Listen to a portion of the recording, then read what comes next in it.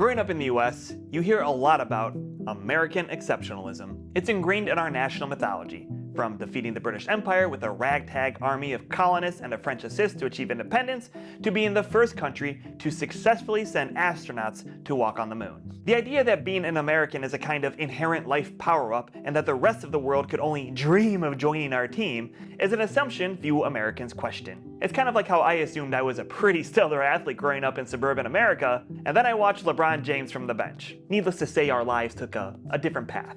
So in this video, I'm going to question American exceptionalism. I'm going to look at the history of American exceptionalism, how it's used today, and show how it's holding the country back based on what I've learned from my 10 years of living in Europe and traveling around the world. But before we dive in, if you're new here, my name's Joe Baur. I'm an American immigrant living in Germany. I make videos once a week that try to close a gap between what we're told about a place and the reality on the ground. So if that sounds even remotely interesting, then in the words of the world's favorite plumber, let's go.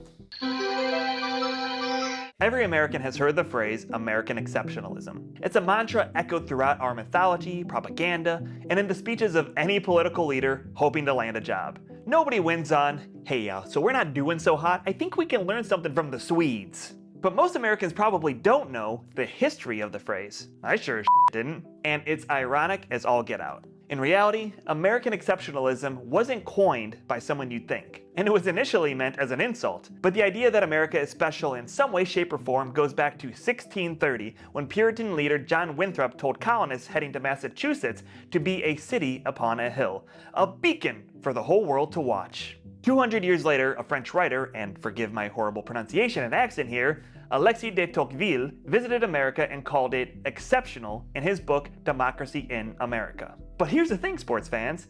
He didn't mean exceptional as in superior. He meant exceptional as in unique.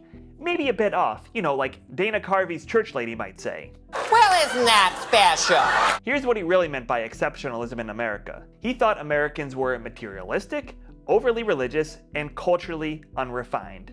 What are you talking about, buddy? I mean, who hasn't danced with a rattlesnake in the midst of religious fervor, speaking in tongues before running over your neighbor to get a TV on sale at Walmart? I mean, what do you even do in France? Tocqueville also wrote that America had produced fewer great artists, poets, and scientists than any other civilized nation, and that Americans focused on, quote, purely practical objects, while relying on the British for arts and culture. Okay, well, to be a little fair, he visited the US in 1831, not even 50 years after the end of the Revolutionary War. That's like a newborn baby in terms of national identity, so you'll excuse us for still being a little stinky in the nappy. If somebody judged me based on my behavior when I was a baby, I don't think I'd win much praise from my intellectually stimulating conversation. Ultimately, he used exceptional to mean that the United States was an exception to the rules governing European societies, not that it was better than everyone else. He saw our fledgling society and thought, well, isn't that special? But the actual phrase American exceptionalism, that was coined by American communists in the 1920s.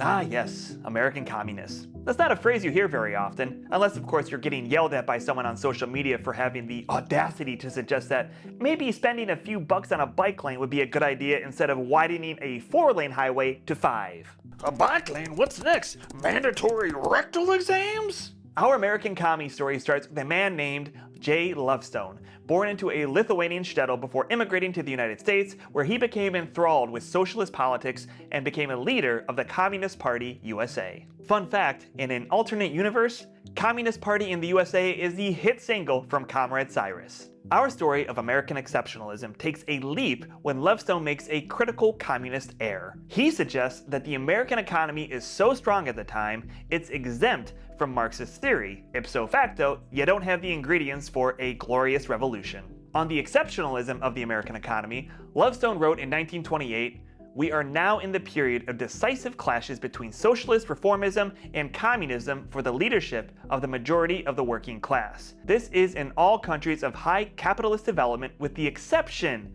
of the United States, where we have specific conditions." Now, as far as I can tell, it was an article in the January 29th, 1929 edition of the American Communist Daily Worker newspaper that first used the phrase in print, American exceptionalism. But it was used to criticize Lovestone's views of the American economy as impervious to Marxism. Later that year, Lovestone travels to Moscow, where our boy Stalin, king of the commies at this point, demands an end to this heresy of wait for it, American exceptionalism. But like Tocqueville and the American Communists, Stalin meant it as an insult. He was mocking us for thinking that the United States was exceptional and for refusing to join the global communist movement. Another fun fact, Lovestone later argued against communism after Stalin turned on him. No, not Joey. You mean to tell me Joseph Millions murdered is just a number Stalin had some character flaws? I'm shocked. After World War II, the US jumped into its next war like the military equivalent of a serial dater, the Cold War. And that's when American historians flipped the script on American exceptionalism. In the 1950s, scholars reclaimed the phrase American exceptionalism as a point of pride. They argued America was exceptional thanks to its lack of feudalism, no class warfare, and its thriving liberal democracy. Boy, would they hate the final season of the world's most stressful television series, America. From there, the new meaning of American exceptionalism became the only meaning, and presidents from JFK to Reagan to Obama have used it ever since to highlight our star-spangled awesomeness. Now it's a rallying cry, a test of patriotism, a shorthand for America is the greatest country on earth. So to recap, the phrase Americans use to declare their inherent superiority was invented by communists as an insult and popularized by Stalin to mock us. And the French writer people cite as proof that we are exceptional actually thought we were a bit culturally backwards. A little cuckoo for Cocoa Puffs, if you will. That, my friends, is American exceptionalism. But does this history have any practical implications today?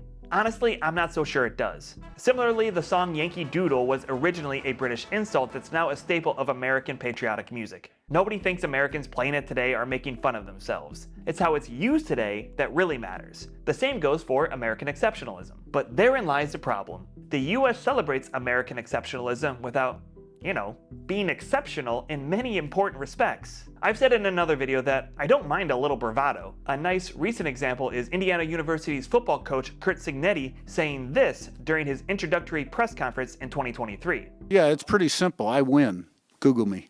Last season, they won their first national championship. But like Cignetti, you gotta back that shit up. There are countless metrics in which the US simply is not the best country on earth. Affordable healthcare, gun violence, public transit, all the depressing classics of my least favorite album. Now that's what I call America. To continue playing this track of American exceptionalism at a time when we have a president who just said we can't pay for daycare because we have an illegal war to finance that'll last anywhere from a week until the end of time is wildly tone deaf. It's like the Cleveland Browns' Trumpian billionaire owners demanding public financing for a new stadium after going 89, 129, and 1 at the current one since opening in 1999. Look, I know we're an embarrassment to mediocrity and traded away the franchise for a repeatedly accused sexual offender, but we could really use some of that sweet, sweet taxpayer money from one of America's poorest cities.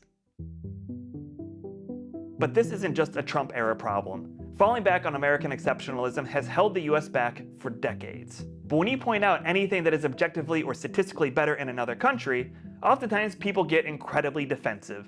They either don't believe the data you're presenting or start coming up with excuses. I see this all the damn time when discussing the country's poor public transportation. Why can't we have great public transit like Switzerland, I'll ask? We're too big! Okay, what about China? They're a massive country that has a vastly superior rail network. They're communists! You want to be communists? And the beat goes on. Because there's not a perfect apple-to-apple comparison between the US and another country in just about any category, the conversation on how to make this place better for the people who live there gets shut down. This reveals the core problem in my mind of believing in American exceptionalism. To believe we are exceptional means we can't learn from another country or culture. This belief in inherent American superiority makes you incredibly stubborn and blind to the possibilities of making the country truly exceptional. If you're someone who believes that the United States is exceptional in the best possible way or the greatest country on earth, then the way we do things must inherently be the best. Car-dominated infrastructure with no transit options isn't a flaw,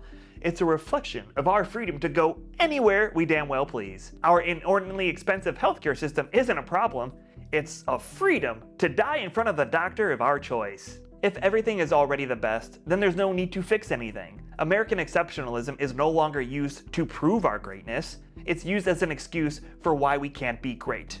I guess what I'm trying to say is, we need to make America, nope, Can't do it? Absolutely not. What we really need to do is embrace humility and curiosity for the world. We need to be able to look past our borders and learn from the world, even if we are a little different. That just might be the greatest gift traveling the world and living in Europe for the past decade has given me. First-hand insight into different ways of living across the globe. Otherwise, nothing will ever change. And whenever Americans start spouting off about American exceptionalism, or that we're the best country on earth, the rest of the world will just look at us like Tocqueville did. Well, isn't that special? Something else living abroad has given me is a unique insight into what it's like to be an immigrant. In this video, I share why I call myself an American immigrant instead of just another expat. The reason is a bit more nuanced than the internet usually cares for, so hold on to your hats and prepare to be mildly satisfied or outraged.